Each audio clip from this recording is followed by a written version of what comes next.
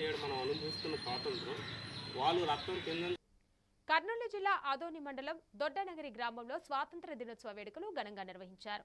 జాతీయ పతాకాన్ని ఆవిష్కరించి జాతీయ గీతాన్ని ఆలపించారు. స్వాతంత్ర సమరయోధుల త్యాగాలను స్మరించుకుంటూ దేశభక్తి, ఐక్యత, సేవాభావం గురించి వక్తలు వివరించారు. యువత దేశ అభివృద్ధిలో భాగస్వామ్యులు కావాలని, గ్రామాల్లో విద్య, పరిశుభ్రత, అభివృద్ధికి ప్రతి ఒక్కరూ కృషి చేయాలని పిలుపునిచ్చారు. ఈ కార్యక్రమంలో గ్రామస్తులు, విద్యార్థులు, యువత పాల్గొన్నారు.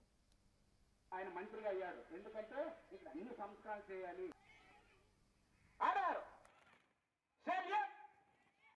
విద్యాశాఖ మంత్రి గారు నారా లోకేష్ సార్ గారికి వస్తుంది. ఆయన ప్రత్యేకించి ఈ యొక్క స్కూల్ ఎడ్యుకేషన్ కి ఆయన మంత్రిగా అయ్యాడు ఎందుకంటే ఇక్కడ అన్ని సంస్కారాలు చేయాలి. పిల్లలు బాగా చదివితేనే రాష్ట్రం బాగుపడుతుంది, రాష్ట్రం బాగుపడితేనే దేశం బాగుపడుతుంది ఉద్దేశంతో ఆయన ఈ యొక్క విద్యాశాఖ మంత్రి పేరు ప్రతిష్ట మన స్కూల్కి, మన గ్రామానికి పేరు ప్రతిష్ట తెస్తారని కోరుతూ ఈ అవకాశం ఇచ్చిన ఉపాధ్యాయులకి, స్టూడెంట్కి, మా గ్రామ పెద్దలకి అందరికీ నా యొక్క హృదయపూర్వక నమస్కారాలు తెలియజేస్తూ, విజన్ కలిగినటువంటి యువ నాయకుడు బాలస్వామి గారు ఎప్పుడు చూసినా మరి ఏ ప్రసంగమైనా కూడా చాలా భిన్నంగా ఉంటుంది. ఆయనకు ఒక విజన్ ఉంటుంది, ఆ విజన్ బట్టి మాట్లాడుతూ ఉంటాడు.